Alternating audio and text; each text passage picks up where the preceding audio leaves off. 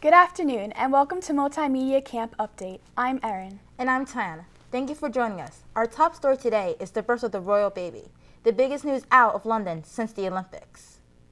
The royal baby arrived on July 22nd in the late afternoon at London's St. Mary's Hospital. It seems even people on this side of the ocean were excited for the new arrival. I'm honestly very excited. I've always been very interested in the royal family, and this is a really big deal. I'm very happy about it. I think it's pretty exciting. It should be interesting to see how much he grows up in the spotlight or if they'll keep it more private. Deborah, who is also expecting, says she's happy for Will and Kate too.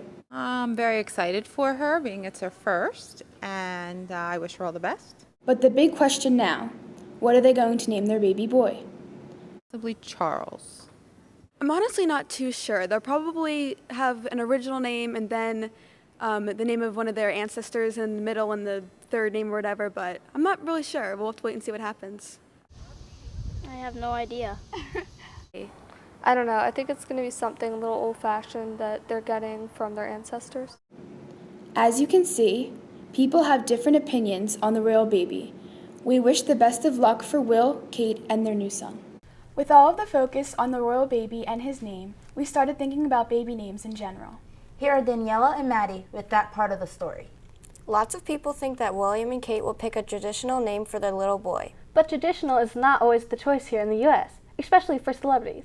Our reporter Cameron has the story. Kanye West and Kim Kardashian named their baby North. Gwyneth Paltrow and Chris Martin have kids named Apple and Moses. Jay-Z and Beyonce have a little girl named Blue Ivy. I don't really think that I think those names would be pretty weird. I do think they're very unique, but if that's what they prefer as parents, then that's great for them. I think they're interesting. I would never name my kids that, but to each his own, I guess. But I think they're kind of silly, but I really don't understand the point, to be honest. Plenty of people out there opting for a unique baby name. Here are some of the most unusual we found. Ball, Bond, Burger, Cello, and Drifter. For the girls, Admire, Americus, California, Couture, and XL.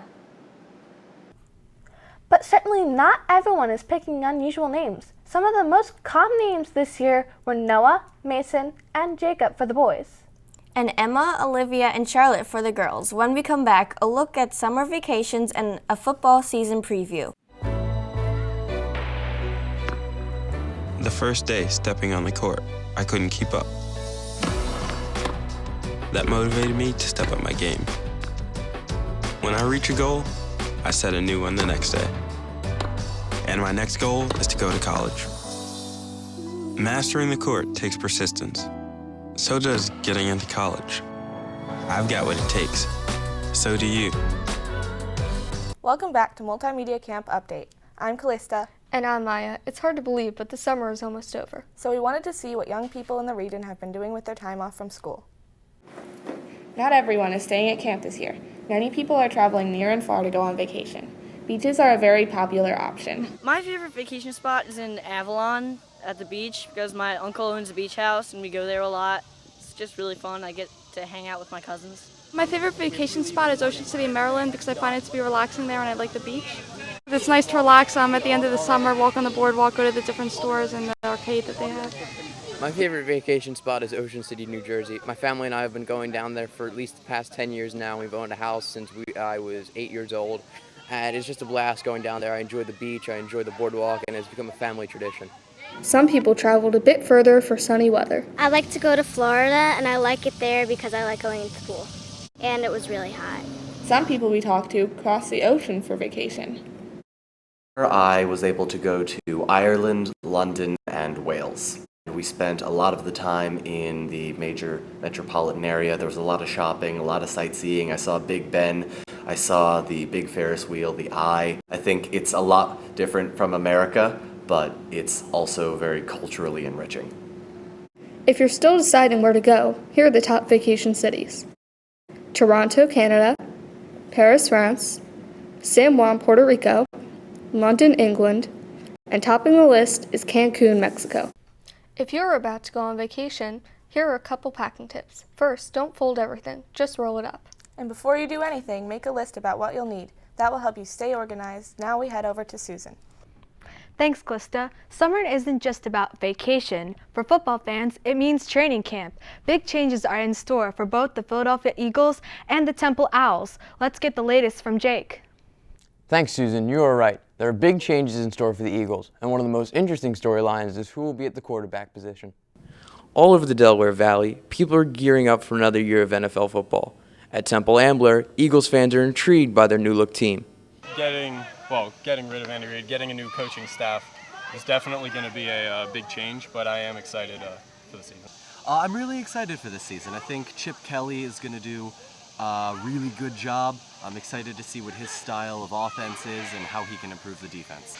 Times that we've had with Andy Reid have usually been all the same. There's been really no drastic changes quite like this, and I'm really looking forward to it. While experts have challenged Chip Kelly's offensive schemes because they are unproven at the professional level, Eagles fans are showing confidence that he'll have a positive impact on some current Eagles, most notably quarterback Michael Vick. I think the way Chip Kelly runs his very fast Oregon offense the way he did will translate well for Michael Vick. Michael Vick is a very fast quarterback. You want to get him out of the pocket, running around, getting everybody moving and shaking, and if you can do that and the whole team meshes together, I think you're going to have a very successful year.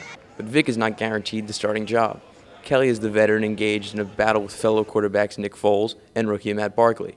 A poll conducted by Philly.com after the draft in April had Michael Vick winning the job rather comfortably, but BleedingGreenNation.com conducted the same poll in June, and the edge was given to Foles.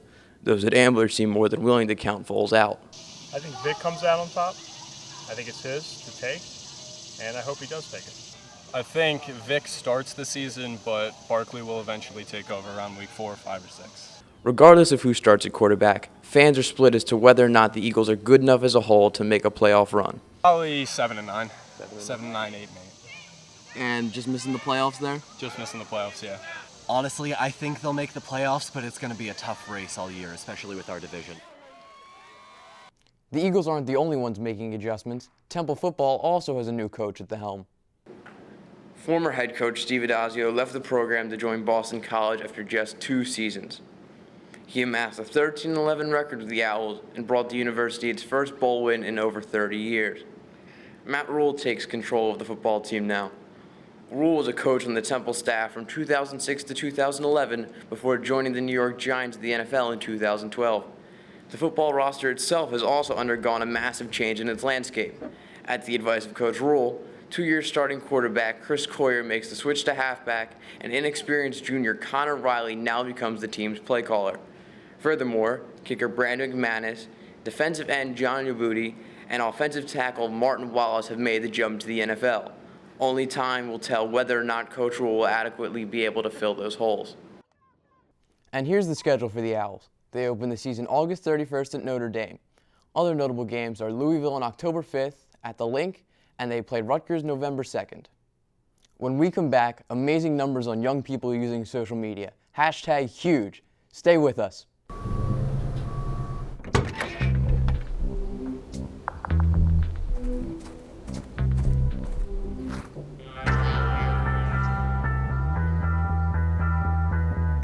When you throw away money on wasted electricity,